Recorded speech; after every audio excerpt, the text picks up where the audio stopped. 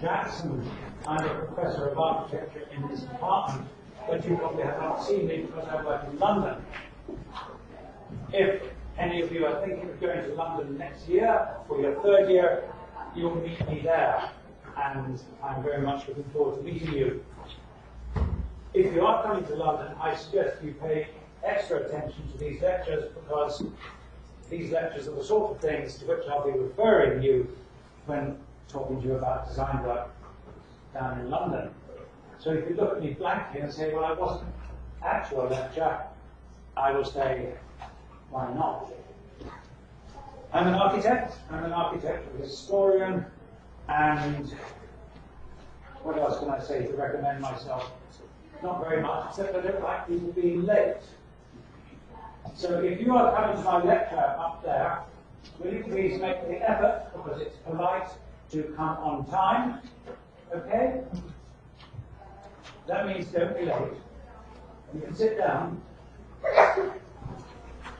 because it disturbs me, and it disturbs the lecturer, and it disturbs your colleagues. Now, I'm going to give you 3 lectures this week, next week, and on the 19th of April. And these lectures are on American architecture. I am not American, but I have lived there for a number of years. I've written a lot about American architecture. I have a daughter who lives in Los Angeles. I have a granddaughter who lives in Los Angeles. And I have an ex-wife who lives in San Francisco. So California is my side of the country. And if you haven't been to America, I think you should. And if you do go to America, you should go to California. It's much more interesting than the rest of it. How nice of you to join us. Are you on Central Time or Rocky Mountain Time? It's a very good time zone. The lecture starts at 4 o'clock, so next week, don't be late, please. You've got London on your head. Are you coming to work in London next year? Well, is this just to remind you where you are? The village is here local. So, America is a fascinating place. There are 2 parts of America that are interesting. One is the East Coast and the other is the West Coast. The bit in the middle is by and large irrelevant, except for maybe Chicago. I say that with feeling because I have lived in the middle. I lived in Kansas for a year. If you don't know where Kansas is, draw 2 diagonals from top left to bottom right and top right to bottom left. And where they cross on the map of the United States, you will find Kansas. It is an interesting place. I live in a town called Manhattan. Manhattan, Kansas. They called it the Little Apple. If you know Manhattan, New York is the Big Apple.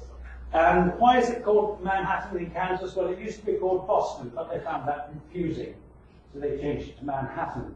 If you can determine the logic in that, you're doing very well. So if you go to America, go to the East Coast, go to the West Coast, but preferably the West Coast, because the weather is so much better. East Coast weather can be horrendous. West Coast weather, at least in Southern California, is universally glorious and it never rains. And the people are very beautiful. So that's my advice to you.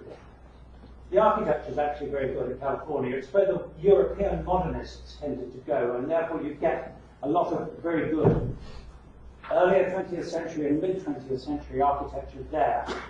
Why would the European modernists go there? Because they were brought up in miserably cold countries like Austria.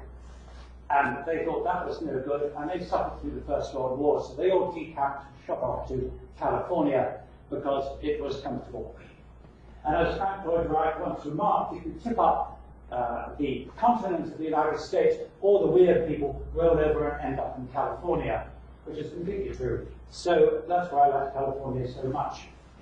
I would recommend it to you. Well, I have recommended it to you. So enough perhaps of this monologue. Are you all now arrived? No, we aren't all here. Come on, ladies, do get in here. Please reset your watches. It is now 8 minutes past 4. It is not 4 o'clock as you might think it is. Come on, sit down.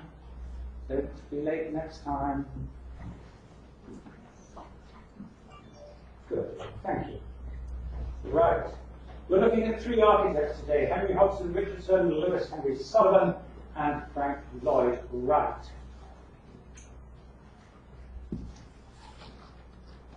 And the theme overall is something lots of people call organic architecture. So let's see what we get. And testing the technology. Henry Hobson Richardson. Dressed a little bit like a medieval monk. He was, without doubt, the most significant American architecture of the mid-19th century. And this is really where today's story is. It is a story of the 19th century. Here are more people who cannot get here on time. Are you on some other clock? Can you make the effort, because it's polite, to be here when the lecture starts? I'm sorry, she says. Thank you very much. First apology. So, Henry Hobson Richardson. He trained in France, and that is quite significant because American architecture is by and large driven by European architecture. It is at this time.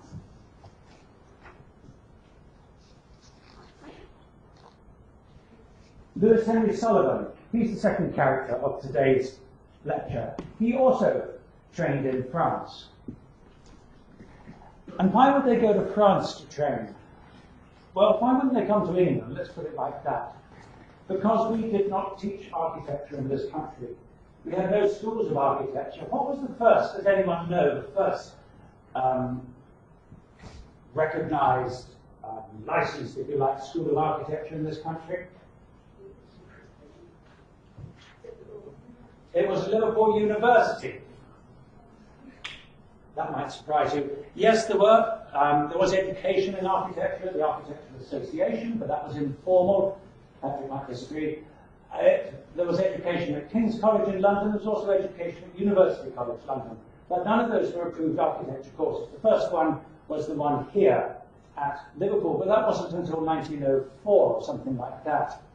The way of training architects in this country was through apprenticeship. You work for 7 years or so for a licensed architect or a qualified architect or an architect. I'm going backwards in time, but before licensing and qualifications became recognized, you work for an architect for 7 years doing an apprenticeship as you might be an apprentice to a boot maker, a clock maker, any other artisan trade. And after that, you could stick your brass plate on your front door and call yourself an architect. However, the Americans felt they needed a proper rigorous training as opposed to an apprenticeship. And they went and studied at the Académie des Beaux-Arts in Paris. Richardson went there, Sullivan went there. Sullivan's mother was French, so that wasn't perhaps such a surprise.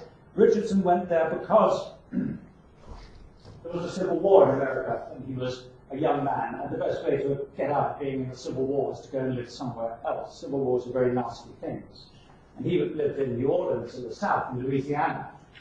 So, and as we know, the South didn't do too well in that civil war. So he probably did much better by going over to Paris and spending the time learning how to be an architect. Here's another lady who is on a different time zone. Come on, my dear, sit down and disturb somebody in so doing. So, Richardson trained in Paris, Lewis Henry Sullivan trained in Paris, and the third person in our list is Frank Lloyd Wright. He didn't train anywhere. He was largely autodidactic. What does autodidactic mean, anybody? Are any of you autodidacts? Do any of you teach yourselves? Autodidactic, self-taught. And he trained, if that's the right word, under Lewis Sullivan. I don't know how much he, in a sense, learned from Sullivan, because he was so much of a force himself. He, I suspect, almost went to work for Sullivan to confirm in his own mind that he was doing the right thing. So those are our three characters today.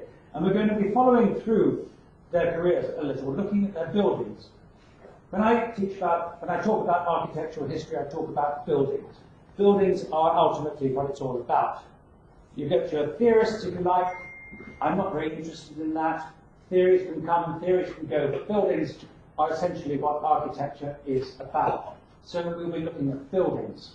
and I'll be showing you a number of buildings I hope you have downloaded from the internet or the intranet from Vital. The list of buildings we're looking at today. It has the name of them, the location, and the date. And what you are advised to do is go and follow these up yourself, go and read about them, go and make your own assessments, and therefore be autodidactic in that sense. A few aphorisms. And I can't read those up there, so I'm going to move over here. Henry Hobson Richardson said, "I'll plan anything a man wants, from a cathedral to a chicken coop. That's the way I make my living." Sullivan. "It is the pervading law of all things, organic and inorganic, that form ever follows function. This is the law." You might have heard this expressed slightly differently. People say form follows function. He said form ever follows function. That's where the quotation comes from. It tends to be misquoted. But that is something worth remembering. Functional architecture, one can trace it back in a theoretical way to Louis Sullivan, although, of course, it's something that's lasted much, much longer than that. And finally, Frank Lloyd Wright, "Study nature, love nature, stay close to nature. It will never fail you." And with this, we're moving towards the idea of organic architecture. There's somebody wandering around up there. Are you lost? This is an architecture lecture. Are you meant to be here? I think, are you unsure? Architecture? Yes? If it's architecture, sit down. If it's biomedical science you're looking for, don't. Actually do, because you might learn something. Okay. So 3 major architects, 3 aphorisms, pithy comments. And what are we going to see? There's Henry Hobson Richardson. No wonder he died young. He enjoyed a good life. How old was he when he died? 48 or something. Maybe it was 58. There is a man who likes his glass of port. But boy, the buildings he built, they are as solid and robust and as, if you like, organic as he was. He trained, as I have said, at the École des Beaux-Arts in Paris, the great Parisian architecture school where you worked in ateliers and studios for a master, a bit of the apprentice approach, but then you studied at the academy with your classmates. You can see a group of them there in a studio at the Académie des Beaux-Arts. The large opera house is the plan. The photograph at the top, yes, there's a photo at the top, is of that building. This is the sort of architecture that the École des Beaux-Arts produced. Very formal, very classical, very symmetrical, very axial, very large. And you might then ask, well, why doesn't Richardson or Sullivan produce more of this architecture? Well, because architecture is not just copying other buildings. The idea of this sort of education is to help you understand how to put buildings together, how to arrange spaces, volumes, circulation, and all that sort of stuff. And that is implicit in their solutions, as you will see. We're going to start here in Boston, Massachusetts. Has anyone been to Boston? Good.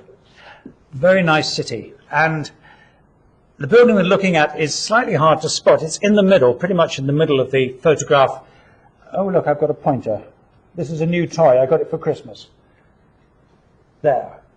This is the Trinity Church by Henry Hobson Richardson. This is Copley Square down here. That, if you know anything about Boston, is Boston Public Library by McKinley Wheaton White, who worked for Henry Hobson Richardson. There's a relationship.